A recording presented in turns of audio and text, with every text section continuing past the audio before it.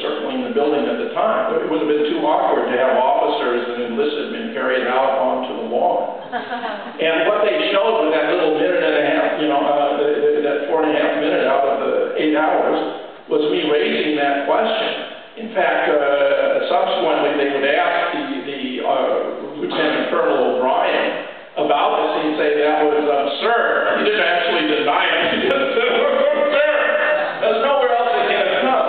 Now, what's terribly interesting about this piece of fuselage here is not only does it show no signs of having been exposed to great fire, it shows no signs of having been involved in a traumatic collision, and if you look more closely, it actually contains a piece of vine not indigenous to the Arlington, Virginia area.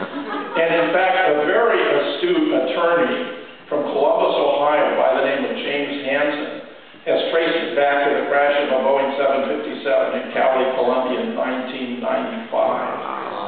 Wow. So they kept it on hand, but they didn't quite know what they were doing, because there was the vine, the telltale vine that gave away the deception. This was a much slower speed crash in the jungle area, and that piece of fuselage was ripped off and the plane crashed. There were very few crashes of 757, a very safe airplane in general, by the way. Now, a group called Citizens Investigative Team thought there was something wrong with the official trajectory, and they noticed that in between the official trajectory, which was an acute northeast approach at low altitude, contradicted what many witnesses were saying of seeing a plane approach on a different trajectory, and they noticed that there was a Citgo gas station in between. So they tracked down a dozen or more witnesses who reported, all of them, that they'd seen the plane approach north of the Citgo station, whereas if the official account were true, it would have had to have been south. Now, those witnesses were talking about a plane that they thought had hit the Pentagon.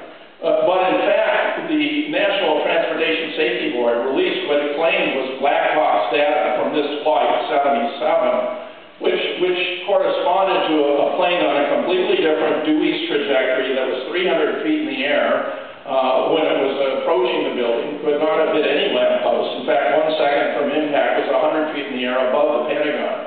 And what appears to have happened is that this plane was flown toward the Pentagon. An explosion was set off at that very time it passed, and then it flew over it, which corresponds to the result of the friend of Roy Schaefer, who was the Dayton guy who took the Alchin's 6 off of the photofax. He had a friend by the name of Dave Ball, who was a trucker, who was in front of the Pentagon at the time, and Dave told Roy that he had seen a plane fly over the Pentagon. So I said, Roy, I'd really like to get him on my show to talk about it. So he went to check with him, but he didn't want to do it, not realizing that if you have a story to tell, it's better to get it out than to hold it back.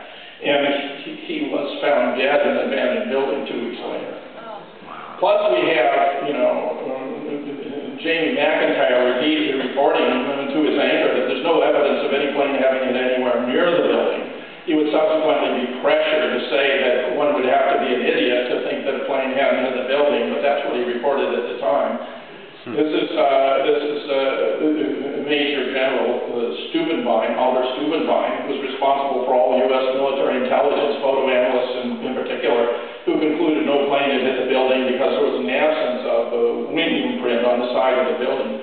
Condoleezza Rice and others, of course, told us that no one had ever even thought about using planes to attack buildings, but within a year of 9/11, actually, the Pentagon had conducted a drill using, guess what, a Boeing 757 hitting the Pentagon. Later in the afternoon, when the Capitol was supposed to be rumored to be a threat, the members of Congress rushed out, looked across the Potomac, and saw this billowing black smoke, which led me to ask, well, geez, this is